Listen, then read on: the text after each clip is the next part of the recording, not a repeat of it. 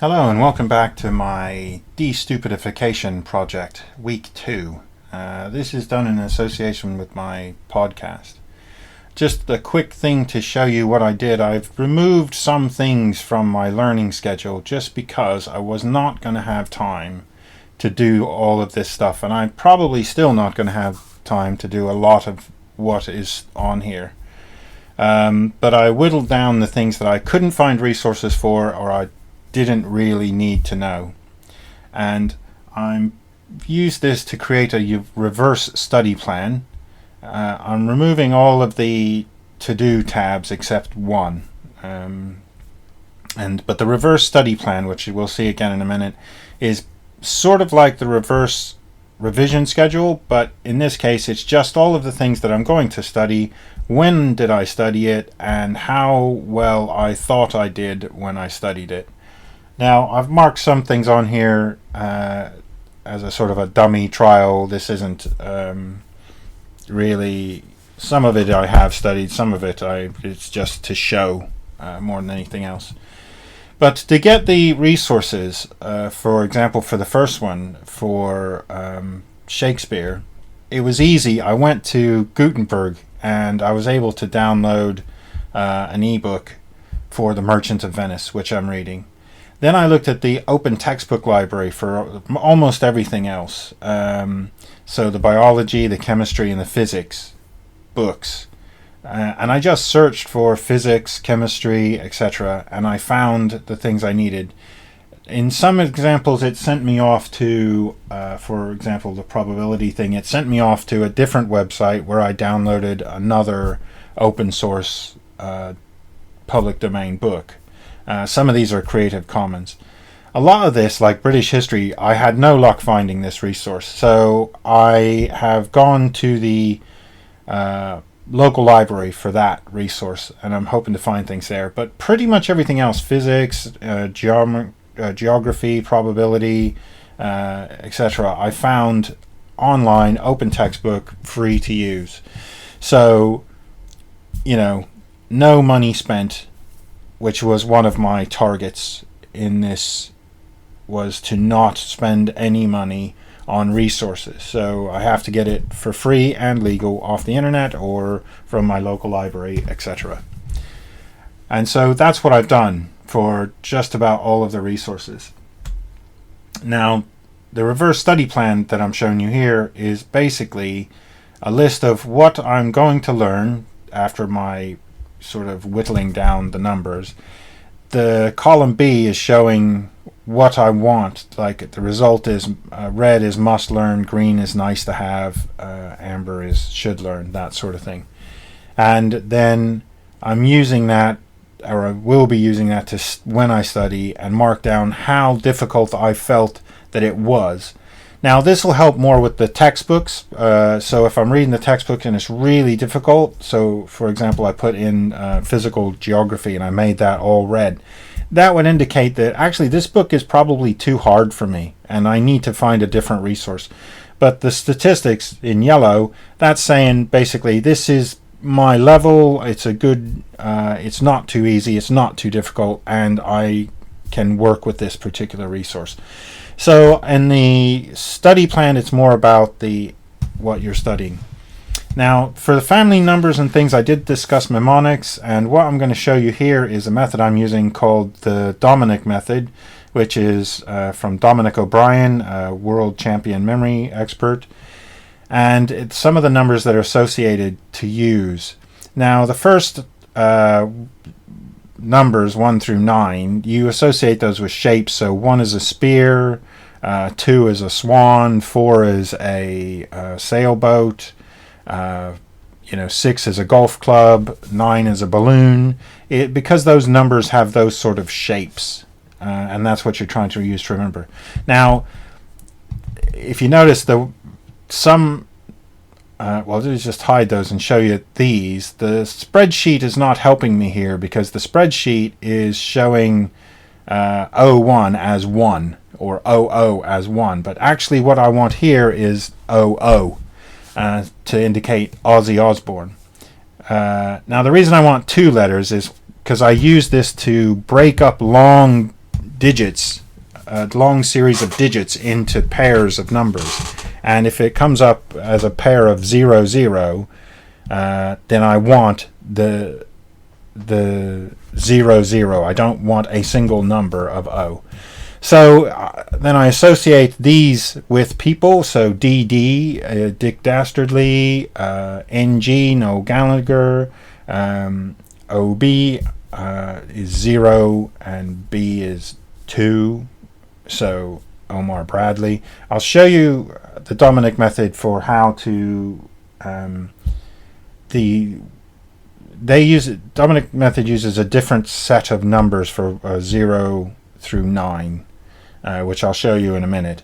But basically, all you're doing is a POA. You associate a name of a person and an action. So Ozzy Osbourne eating the head off a bat, or Nick Nolte falling into a pool. So these are actions. Now I'm using this to learn a person's phone number and their birthday. I've just picked Abraham Lincoln, and I've randomly assigned him a fake phone number, and then I picked out his legitimate birthday.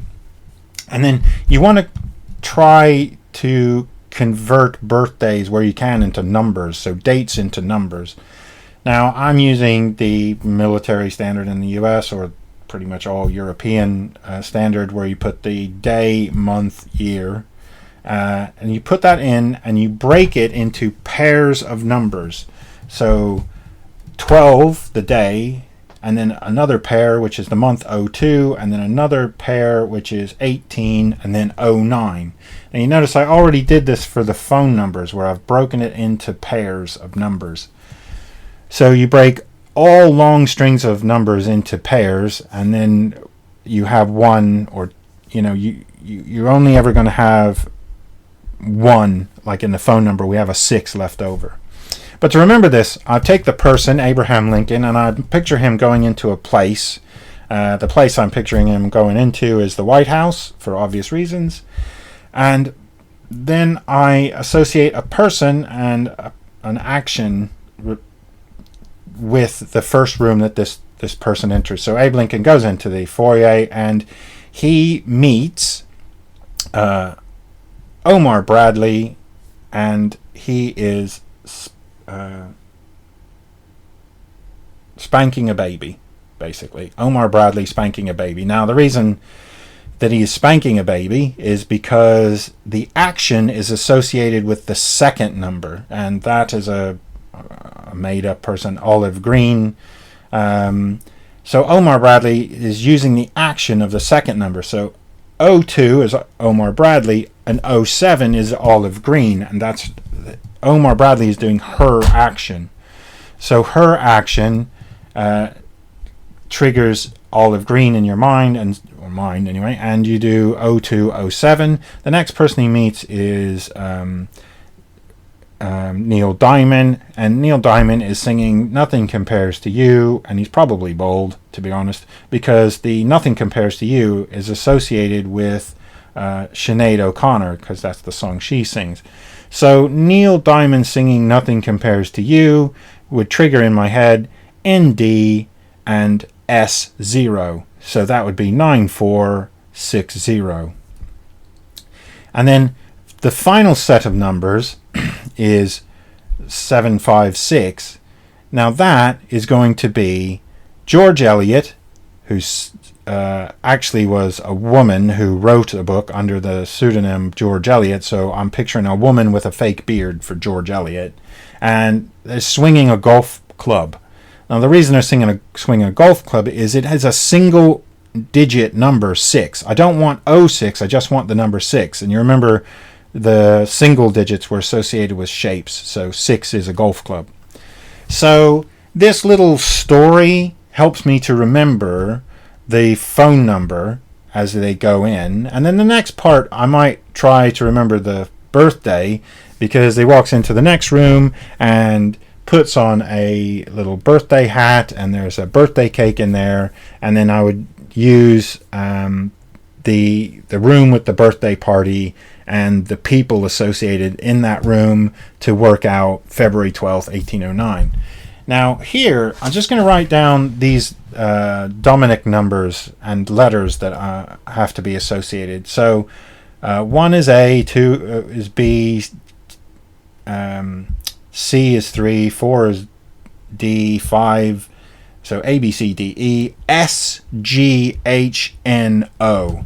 Now, you have to remember these, so you have to sort of work on this. You can't really, there's nothing really to help you, but you just have to remember these, and you will get this eventually.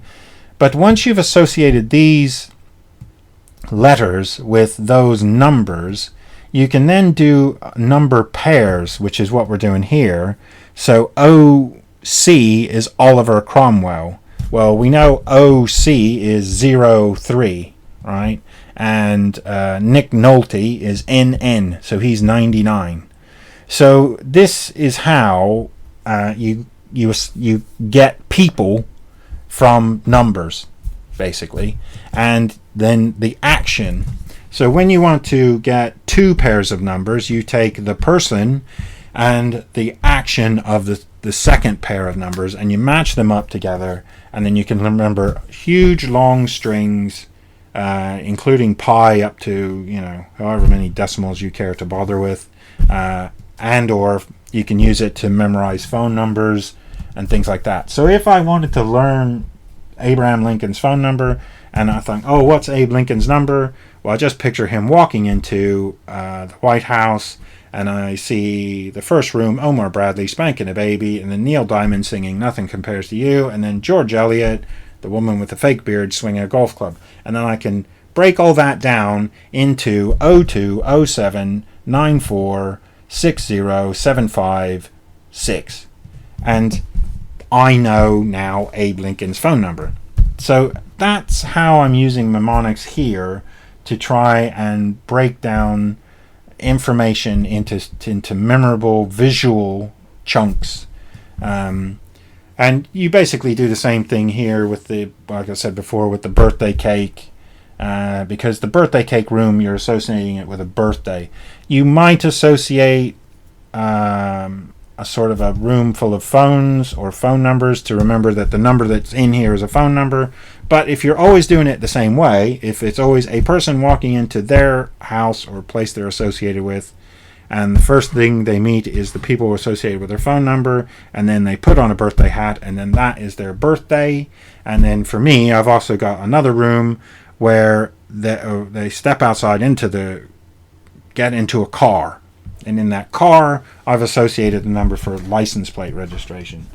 So that is basically how I am remembering this stuff. And I'm heavily reliant on the Dominic Method. I'll put links in the description for how to do this and how to learn it and how to make it more memorable. But as you can see here, I have been doing it for family, and it was initially harder, but it's getting easier. And the more you review it in your head, and the more you can picture this, and the more vividly you can picture it, the easier it is to remember as you go. So that's pretty much it for this week. It was just a coverage of where to get resources, where I got resources when I did it, how I'm remembering using mnemonics to remember things. And next week I'll cover what I discussed in the podcast this week. In the podcast this week, I'm going to talk about reading textbooks, highlighting textbooks, reviewing textbooks, and how you go about it to get the maximum comprehension and the maximum retention from when you use a textbook. So I'll cover all that next week. Please subscribe if you can.